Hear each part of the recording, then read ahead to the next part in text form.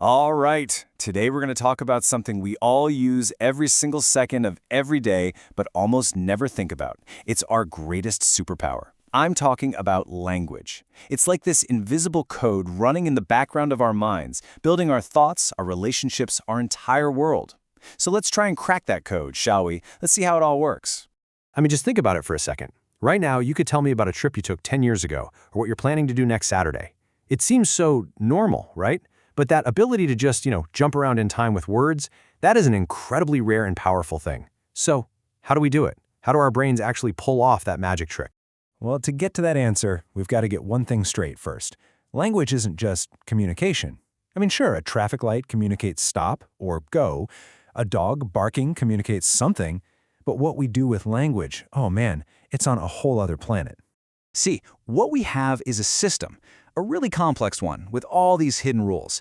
It lets you take an idea from inside your head, could be anything, something super complicated or totally abstract, and you can plant that exact same idea directly into someone else's mind. It's wild. It's basically the operating system for being human. And, like any complex system, whether it's a computer or an ecosystem, there's a whole field of science dedicated to figuring out how it all fits together, from the tiniest little sound all the way up to a huge, complicated sentence. And that science is called linguistics. And I really want to stress the science part of that. Linguists aren't just philosophers thinking about words. Nope.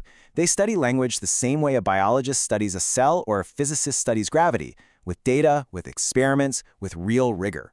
They're not making up the rules. They're more like detectives trying to figure out the rules that are already built into our brains.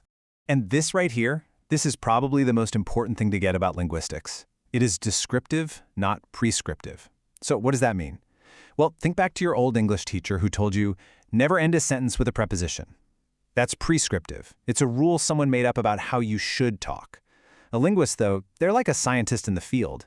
They just listen and take notes on how people actually talk, mistakes and all, because to them, it's all just data. So, okay, how does a scientist even begin to tackle something as huge and messy as human language? Well, they have a toolkit. They break it all down into its core components, kind of like taking an engine apart, piece by piece, layer by layer. Let's start at the absolute bottom, the foundation, sounds. This is the world of phonology. And it's not just about what noises we can make with our mouths, it's about how those sounds create meaning. Think about the words pat and bat. The only difference is a tiny puff of air, but your brain instantly knows they're totally different things. That's phonology, right there. Okay, so once you've got sounds, you can build words, and that's the next level up, morphology. The easiest way to think about this is like Legos. Seriously, morphology is the study of how we snap together these little meaningful blocks to build bigger words. You take a root word like happy, and you can snap on a prefix like un and a suffix like ness, and boom, you've built a whole new word, unhappiness. Now we've got words. But you can't just throw them around randomly, right? You got to arrange them. That's syntax. Your brain just knows that she is reading a book sounds right, but reading she book is just noise. It's nonsense. And you don't even have to think about it. Your brain does that super fast calculation automatically. That hidden grammar engine in your head, that's syntax. All right, so we've built a perfect sentence. The syntax is great, but what does it mean? This is where semantics comes in. Semantics is all about the literal, dictionary meaning of words and sentences. Like how the word bank can mean a place with money, or it can mean the side of a river. Semantics is the study of how our brain juggles those different meanings. But of course, what we say isn't always what we literally mean. And this brings us to the top layer, the most complex one of all, pragmatics. So imagine it's getting hot in a room and your friend says, "Wow, can you open the window?"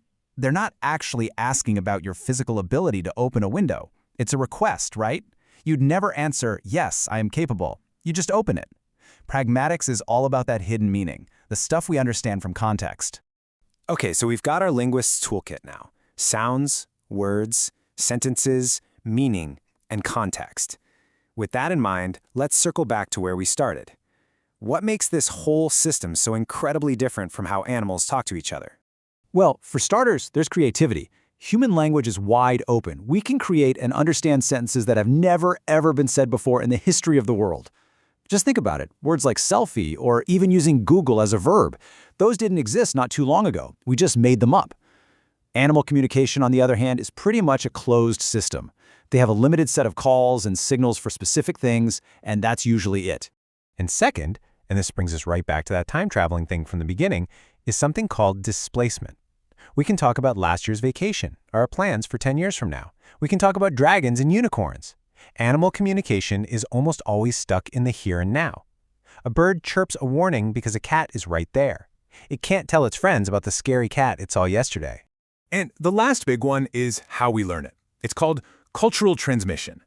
Think about it. You weren't born speaking your language. You had to learn it from your parents, from your friends, from the world around you. It's passed down through culture. For most animals, their communication is just baked in. It's instinct. A cat doesn't have to be taught how to meow. It just does. Okay, so this is all pretty cool, right? It's a fascinating science. But so what? Why should you care? Why does taking language apart like this actually matter in the real world? Well, it turns out it matters a lot. For one thing, understanding these building blocks helps us get way better at teaching and learning new languages. It also lets us help preserve endangered languages, these incredible cultural treasures, before they disappear forever.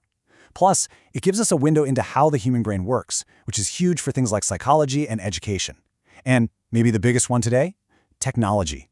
Every single time you talk to your phone's voice assistant, you're using technology that is built entirely on the science of linguistics.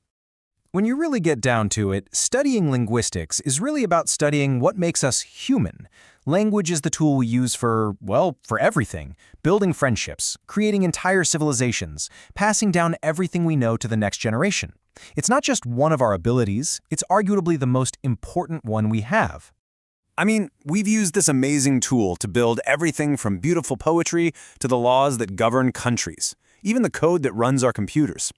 So, as our ability to communicate gets more and more powerful, it leaves you with a pretty big question, doesn't it? If language is our species' greatest tool, what are we going to build with it next?